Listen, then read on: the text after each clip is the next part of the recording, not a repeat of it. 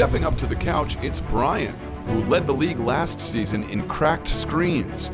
But with his new athletic case, it looks like that won't be the case. Touchdown, Brian!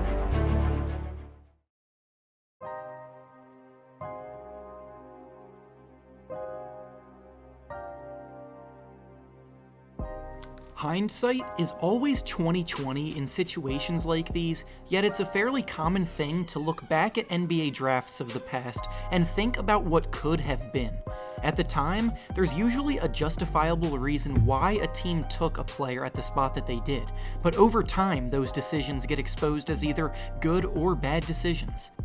Choices like picking Greg Oden over Kevin Durant in 2007 have obviously proven to be bad, and the Blazers would definitely like a do-over. This brings us to the topic of today's video, where we will be doing a do-over or a redraft of the 2017 draft, now that we have seen a full year and a half of the players in the class play. Some teams have nailed their picks that year, and other teams not so much. Many teams would probably want a do-over, to be honest, which is why doing these are so fun to make. Before we start though, make sure to like the video and subscribe to the channel, as all support is very much appreciated. Now, with that being said, let's begin. With the first pick in the draft, this time around, the Philadelphia 76ers would select De'Aaron Fox. At first, this might seem like a bit of a hot take, but not only does Fox have a legitimate case to claim the title of being the best player from this draft so far, but he also fits the exact mold that the Sixers were looking for at the time and are still looking for today. They originally drafted Markelle Fultz here, and we all know how disastrous that has been so far, but they wanted an explosive guard that could create offense both for himself and others to play as a secondary playmaker on the floor besides Ben Simmons. Fultz obviously hasn't been that, but Fox has been doing exactly that in a big way. He's been the driving factor elevating the Kings to being a legit playoff contender this year, and has surprisingly been a good three-point shooter at 39%, and his speed attacking the basket in transition is lethal. A fast break combo of Ben Simmons and De'Aaron Fox would be insane, and if the Sixers could go back and correct their mistake, they would make that happen. With the second pick in the draft, this time the Los Angeles Lakers would select Jason Tatum. Tatum may not play a position of need on the team, but I think going with the best player available would be smarter than to force themselves to draft a guard in this spot. Tatum's once again been great this year, shooting the ball efficiently, demonstrating a very advanced ability to take defenders off the dribble and create looks for himself, and finishing strong at the basket as well. On the Lakers, he and Brandon Ingram both play the same position, but their play styles don't clash, and they definitely would both be able to play together on the court. Plus, adding Tatum would make Ingram more expendable in a trade for a legit star to pair with LeBron, assuming LeBron still signs with LA the next year after drafting Tatum. There are rumors going around at the moment that the Lakers are in the trade market for a big name, but are hesitant to include Ingram in any deals. But with Tatum there as well, they would probably have less hesitation in doing so. With the third pick in the draft this time around, the Boston Celtics select Donovan Mitchell. Again, going with the best player available thought process, Donovan Mitchell is the easy choice.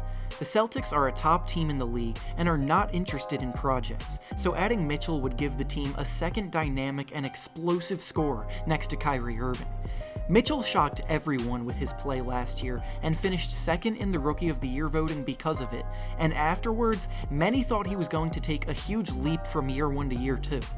Unfortunately, that hasn't happened, and it's even arguable that he's declined as a player in his second season. He might have been the top pick in this redraft if it was done during the offseason, but his inefficient shooting was only excusable when the Jazz were winning. Now that they're the second worst team in the West at the moment, it becomes a lot less excusable. Mitchell is still a very good scorer, don't get me wrong, and his future is still very bright, but for the reasons I just gave, he falls to number 3 on this list. With the fourth pick in the draft, this time around, the Phoenix Suns select Lauri Markkanen. Outside of the shooting guard position, the Suns needed a lot of help everywhere else at the time.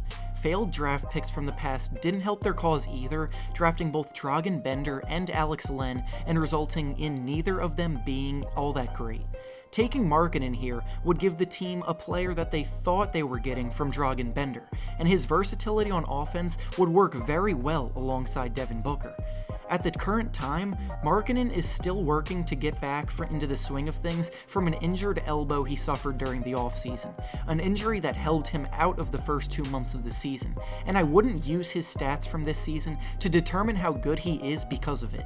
He stretches the floor out to the three-point line, can attack off the dribble, and has an excellent post-game as well.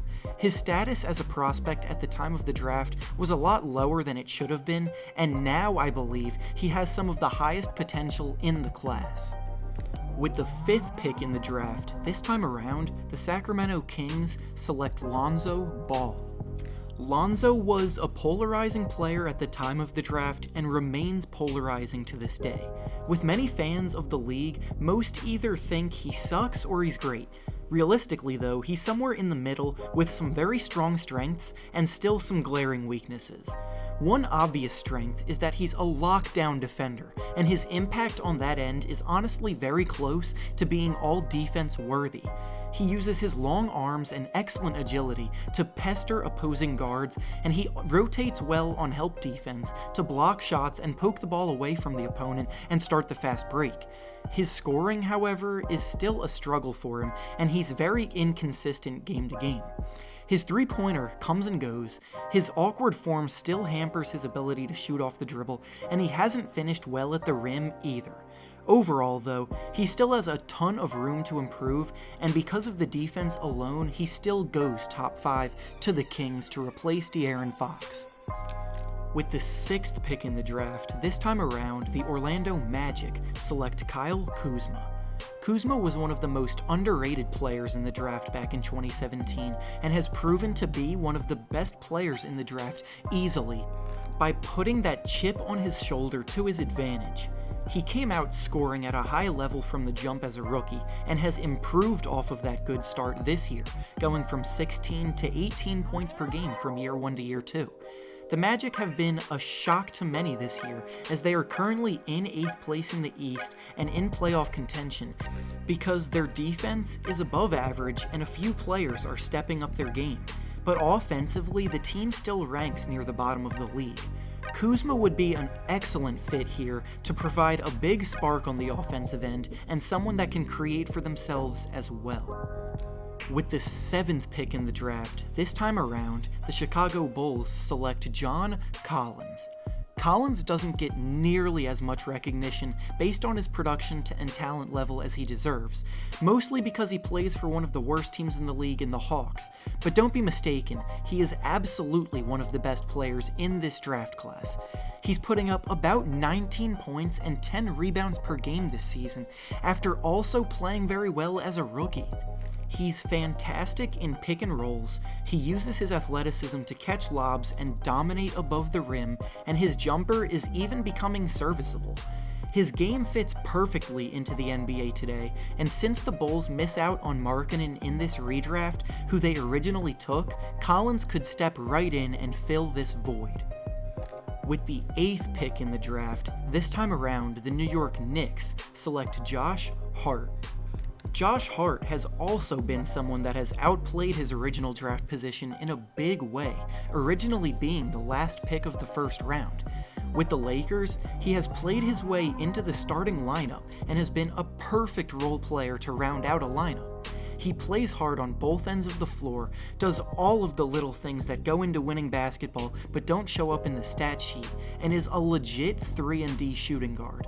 His per-game numbers may not stick out, and he doesn't dominate the stat sheet by any means, but guys like Hart are guys that every team needs to succeed.